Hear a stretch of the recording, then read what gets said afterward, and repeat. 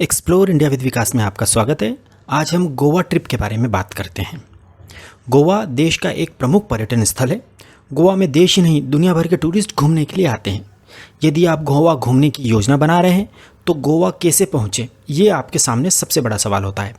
गौरतलब है कि देश के सभी बड़े शहरों से गोवा तक सीधी रेल सेवा, बस सेवा तथा हवाई सेवा उपलब्ध है। यदि आपके पास समय की कमी है तथा बजट संबंधित कोई दिक्कत नहीं है तो आप फ़्लाइट से गोवा जाइए।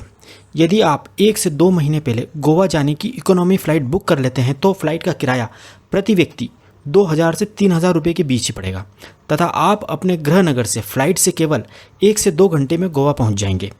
यदि आप ट्रेन से गोवा आते हैं तो ट्रेन का किराया तो बहुत कम लगेगा, परंतु गोवा तक पहुँचने में समय 1 से 2 दिन लग जाएंगे। बस से भी गोवा पहुंचने में काफ़ी समय लगेगा, इसलिए हमारा आपको सुझाव है कि आप फ़्लाइट से ही गोवा जाइए। गोवा पहुंचने के बाद आप एयरपोर्ट, रेलवे स्टेशन अथवा बस स्टैंड से अपनी ऑनलाइन बुक होटल तक टैक्सी से जाएं। गोवा में आप होटल ऐसी बुक कीजिएगा जो बीच के पास हो। अपनी होटल में चेक इन करने के उपरांत आप अपनी होटल में चाय नाश्ता करें तथा उसके बाद अपनी होटल के पास जो भी बीच हो वहाँ घूमने निकल जाएं। आप समुद्र के पानी में खूब एंजॉय करें। डिनर भी आप बीच पर जो सैकड़ों रेस्टोरेंट्स होते हैं वहाँ ही करें। डिनर करने के उपरांत आप अपने होटल में आकर रेस्ट करें। इस प्रकार खूबसूरत गोवा में आपका पहला दिन समाप्त होता है।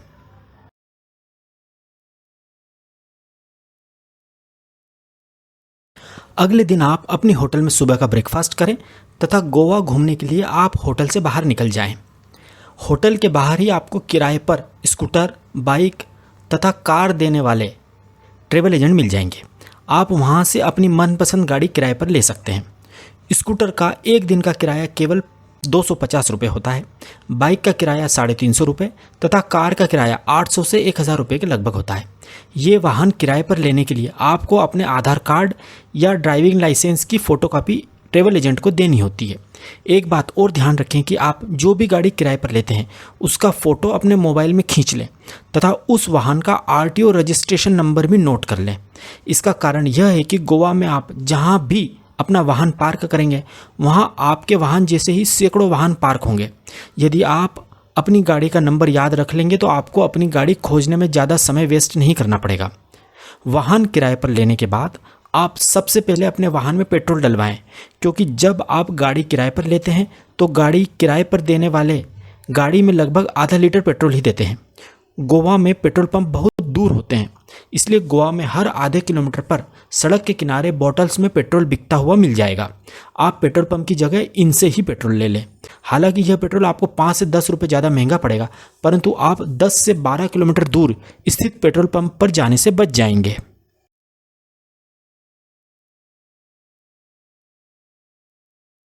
गाड़ी किराए पर लेने के बाद आप गोवा का सबसे प्रसिद्ध कलिंगट अथवा बागा बीच देखने जाएं।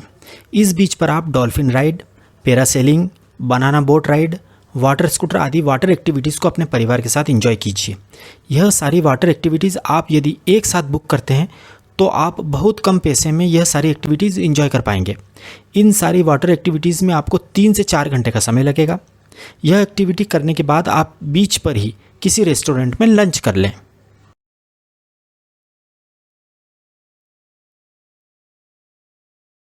इसके बाद आप अगोड़ा फोर्ट, चापोरा फोर्ट तथा सिंक्वेरियम फोर्ट देखने जाएं। इन फोर्ट्स को देखने में आपको 3 से 4 घंटे का समय लगेगा। गोवा के फोर्ट्स देखने के बाद आप अपने होटल में या किसी अन्य रेस्टोरेंट में डिनर करें तथा अपने होटल में आकर रेस्ट करें। तीसरे दिन आप सुबह का ब्रेकफास्ट अपने होटल में जल्दी से कर लें तथा सीधे कलिंगट बीच पर स्थित कलिंगट रेसिडेंसी होटल पर 8 बजे तक पहुंच जाएं। इसी होटल के रिसेप्शन से आप साउथ गोवा बस ट्रिप बुक कर लें। इस ट्रिप का किराया एसी बस से केवल 350 रुपये है। बस आपको इसी होटल से 8:30 बजे पिक करेगी तथा आपको साउथ गोवा के महत्वपूर्ण टूरिस्ट स्पॉट्स दिखाकर रात को 8:30 बजे इसी होटल पर छोड़ देगी। आप यह ट्रिप ऑनलाइन भी बुक कर सकते हैं। गोवा टूरिज्म डिपार्टमेंट की यह बस आपको ओल्ड गोवा के चर्च जैसे basilica of Bom Jesus, saint cathedral church, Shri Mangesh temple, Shri Shanta Durga temple, big foot, Portuguese house तथा साउथ गोवा के बीच का अच्छे से भ्रमण कराएगी। गोवा टूरिज्म की होटल फार्मागुड़ी रेसिडेंस में यह बस लंच के लिए भी रुकती है। लंच आपको अपने पैसे से करना होता है। लंच टूर पैकेज में शामिल नहीं होता है। फार्मागुड़ी रेसिडेंसी का भोजन बहुत ही टेस्टी तथा रीजनेबल होता है।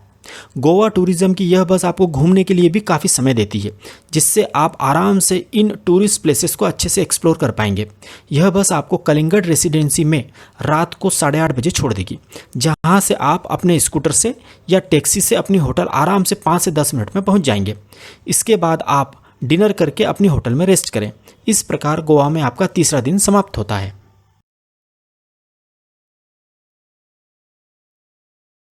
चौथे दिन आप सुबह का ब्रेकफास्ट करें तथा दूध सागर वाटरफॉल देखने के लिए अपनी स्कूटर से या अपनी कार से निकल जाएं। यह वही झरना है जिसे चेन्नई एक्सप्रेस मूवी में दिखाया गया था। यह वाटरफॉल सड़क मार्ग से पणजी से 60 किलोमीटर दूर स्थित है। दूध सागर वाटरफॉल से लगभग 15 किलोमीटर पहले ही आपको अपनी गाड़ी पार्क करनी होती है तथा आगे की यात्रा वहां पर वन विभाग द्वारा स्वीकृत एवं अधिकृत जीप से ही करनी होगी। इस जीप का किराया 400 रुपये प्रति व्यक्ति होता है तथा फॉरेस्ट एंट्री फीस तथा लाइफ जैकेट फीस 50-50 रुपये अलग से देनी होती है। इस प्रकार 500 रुपये प्रति व्यक्ति खर्च इस वाटरफॉल को देखने में आता है। इस वाटरफॉल को देखने के लिए आपको जीप जिस जगह छोड़ देगी वहाँ से आपको पैदल भी बहुत चलना पड़ेगा। यदि आपके साथ छोटे बच्चे तथा बुजुर्ग लोग हैं तो आप इस वाटरफॉल को देखने मत जाइएगा, क्योंकि इस वाटरफॉल तक पहुंचने का रास्ता फिसलन भरा तथा ऊबड़ खाबड़ है।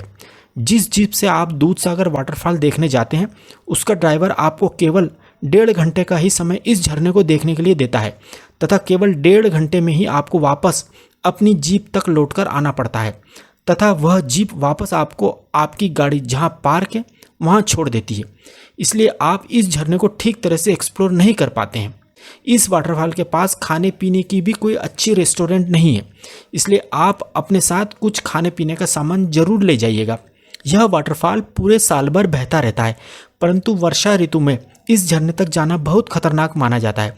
यदि आप वर्षा ऋतु में गोवा जा रहे हैं तो भूलकर भी इस झरने को देखने मत जाइएगा। गौरतलब है कि पहले ट्रेन द्वारा भी इस झरने को देखा जा सकता था, परंतु कोंकण रेलवे ने झरने वाले स्थान पर ट्रेन को रोकने की मनाही कर दी है, तो आप इस वाटरफॉल को अब ट्रेन द्वारा नहीं देख सकते हैं। हमारी आपको सलाह है कि यदि आपके पास पूरा एक दिन हो तथा आप पूरी तरह फिट हों तो ही इस झरने को देखने जाइएगा। इस वाटरफॉल को देखने के बाद आप वापस अपनी होटल में आकर डिनर करें तथा रेस्ट करें।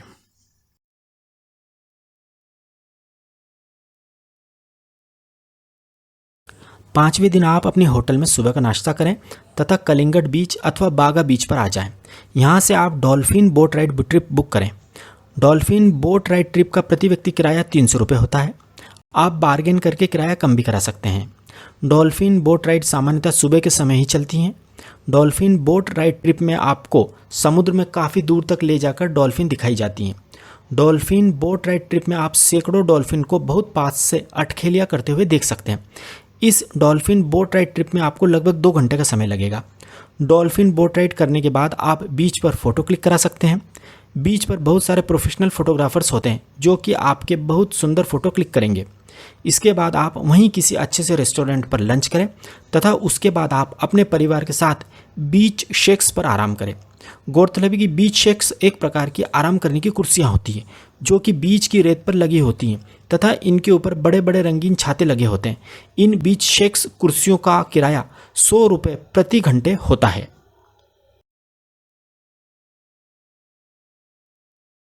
इसके बाद आप अपनी गाड़ी से सांता मोनिका जेटी नामक स्थान पर जाएं। यह पणजी के पास है। इस जगह से गोवा की मांडवी नदी में जो क्रूज़ चलते हैं उनमें बैठा जा सकता है। आप इवनिंग क्रूज़ अथवा सनसेट क्रूज़ बुक करें। इसका किराया 200 रुपये प्रति व्यक्ति होता है। यह क्रूज़ आपको लगभग 1 घंटे तक नदी में घुमाते हैं। इस दौरान क्रूज़ पर गोवा के कल्चरल प्रोग्राम भी होते हैं। यदि आपका मन गोवा के कैसीनो को देखने का हो तो आप इसी जगह से गोवा के कैसीनो में भी जा सकते हैं। कैसीनो की एंट्री फीस 3,000 रुपये से 6,000 रुपये के बीच होती है। इसमें रात का डिनर भी शामिल होता है तथा कैसीनो में खेलने के लिए कुछ चिप्स भी फ्री में मिलती हैं। परंतु आप यह ध्यान रखें कि कैसीनो में आप 18 वर्ष से कम उम्र के अपने बच्चों को नहीं ले जा सकते हैं। क्रूज़ तथा कैसीनो में एंजॉय करने के बाद आप अपनी होटल में आकर रेस्ट करें। इस प्रकार आपका गोवा में 5वां दिन समाप्त होता है। छठे दिन आप सुबह अपनी होटल में ब्रेकफास्ट करें तथा अपनी किराए से ली गई गाड़ी वापस कर दें।